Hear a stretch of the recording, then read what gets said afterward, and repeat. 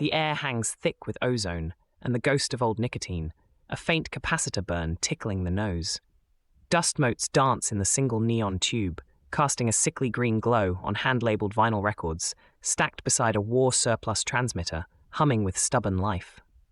The console, a patchwork of borrowed dials and patched cables, tells tales of signals wrestled from the ether. Deck. Black Star Pirate Radio.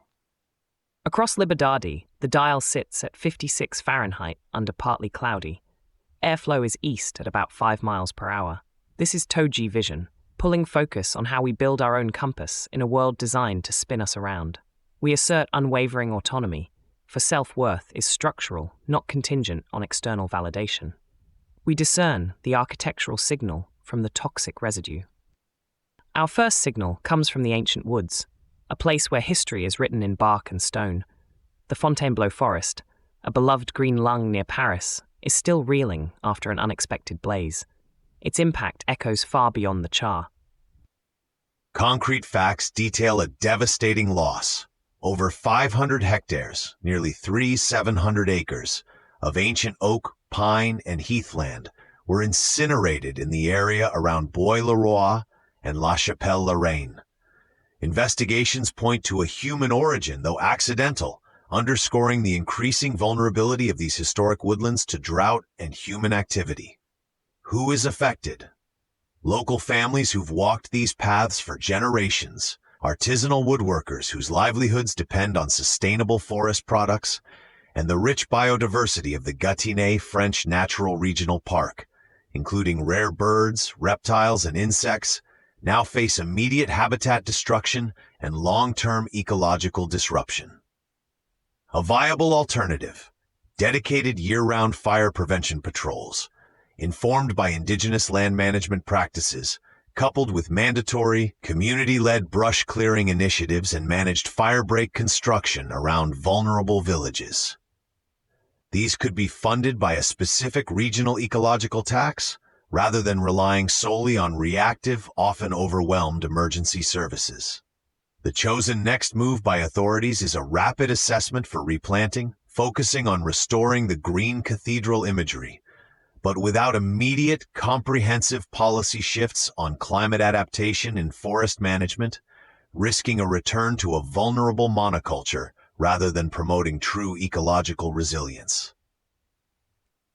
This isn't just acreage lost, Lex. It's a wound on the collective memory, especially for the global community of climbers who see the sandstone bouldering blocks as hallowed ground, a natural gym for the soul. The scent of burnt pine needles now overlays generations of shared outdoor experience, from artists capturing its light to mushroom foragers seeking its hidden treasures. It's a cruel joke, perhaps, that the very beauty that draws us to these woods also, through human carelessness, contributes to their vulnerability. Who carries it next?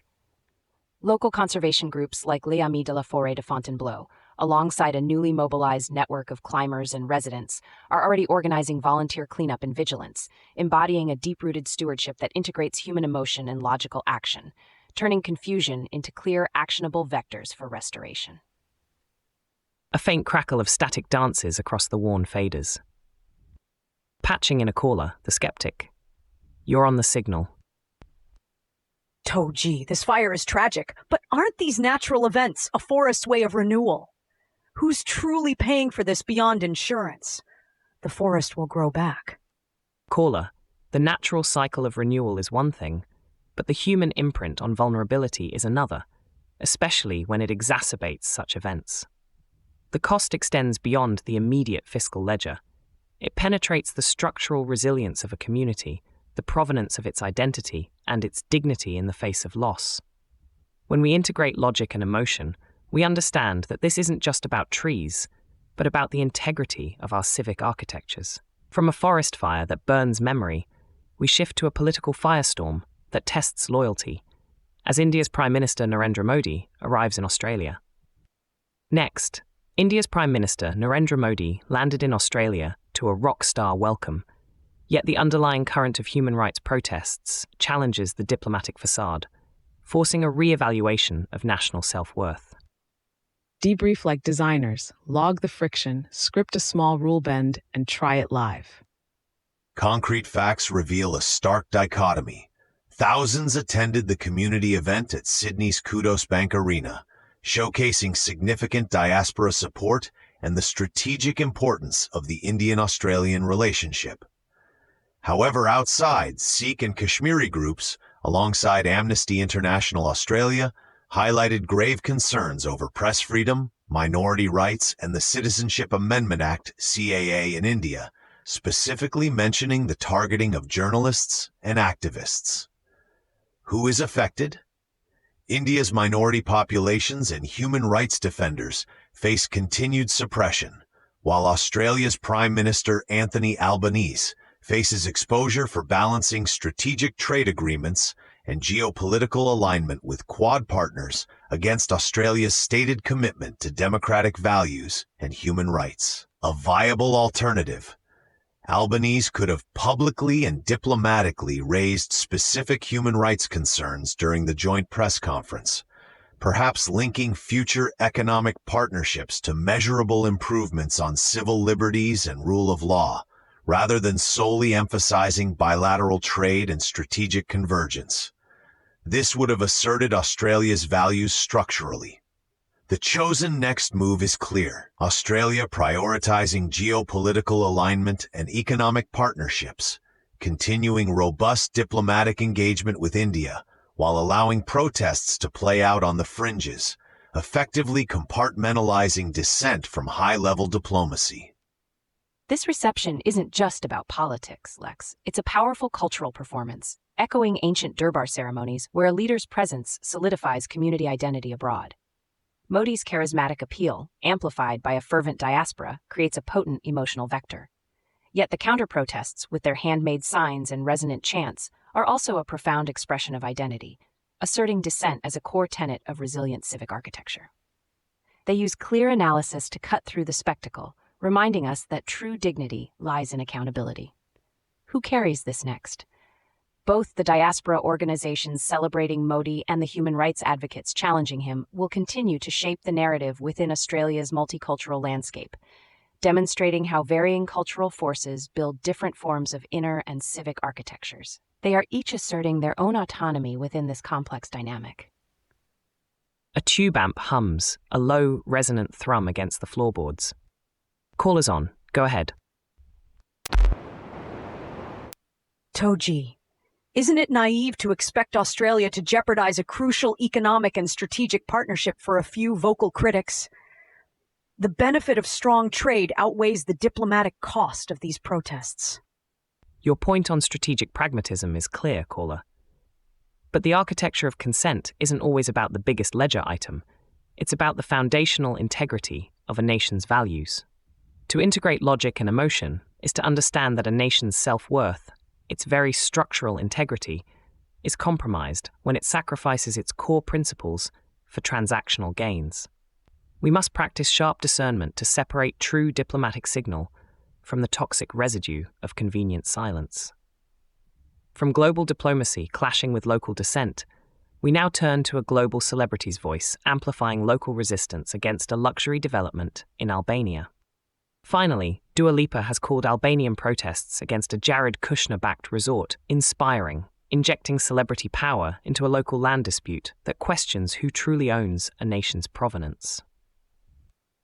Concrete facts indicate Kushner's affinity partners are reportedly eyeing a 1.2-mile stretch of pristine coastline near Zvernec, including parts of the Narta Lagoon, a Ramsar-protected wetland vital for migratory birds and local fishing communities. The proposed development, potentially featuring luxury hotels and villas, directly threatens this ecologically sensitive area and could lead to environmental degradation of the Vjosa River estuary. Who is affected? Local residents, including generations of fishermen and farmers, are exposed to displacement and irreversible ecological damage. Environmental groups like Eco Albania and Protection and Preservation of Natural Environment in Albania, PPNEA, highlight the threat to endemic species and the region's natural heritage. A viable alternative. The Albanian government could actively pursue sustainable ecotourism models, such as community-owned guest houses, small-scale nature lodges, and expanding protected natural parks, fostering local prosperity through authentic cultural experiences without mass development. This would build resilient local economies with consent. The chosen next move by the developers appears to be continued lobbying with the Albanian government and local authorities, aiming to push through zoning changes and bypass environmental regulations despite widespread public outcry, testing the limits of local resistance against significant foreign investment and political influence. This isn't just a land deal, Lex. It's a clash over the very soul of Albania's coastline, a place steeped in ancient Illyrian history, Ottoman resilience, and vibrant local traditions. It's about the basa, the sacred trust and honor inherent in the land itself. Dua Lipa's intervention lights up the global stage, turning local resistance, what activists have dubbed the Flamingo Revolution, into a universally recognized symbol of defending provenance and dignity. Her humor, perhaps, is to simply call out the absurdity of sacrificing irreplaceable natural heritage for another gilded cage. Who carries it next? Young Albanian activists, bolstered by international attention and leveraging social media, are employing direct action and clear analysis to build a resilient civic architecture, ensuring their national identity is not sold off piecemeal. They are living embodiments of unwavering autonomy. We've got someone. Patching in a caller. Go ahead. Togee, isn't this just another NIMBY protest? Albania needs foreign investment for jobs and infrastructure. Are these protests truly about dignity or just blocking progress for a few environmentalists and a celebrity? Same dossier, new angle. Keep the thread tight. Rules bent wisely. Black Star Pirate Radio. Continue the signal at TogeeVision.com. Tune in, Sparks and Stories, Gig Passport.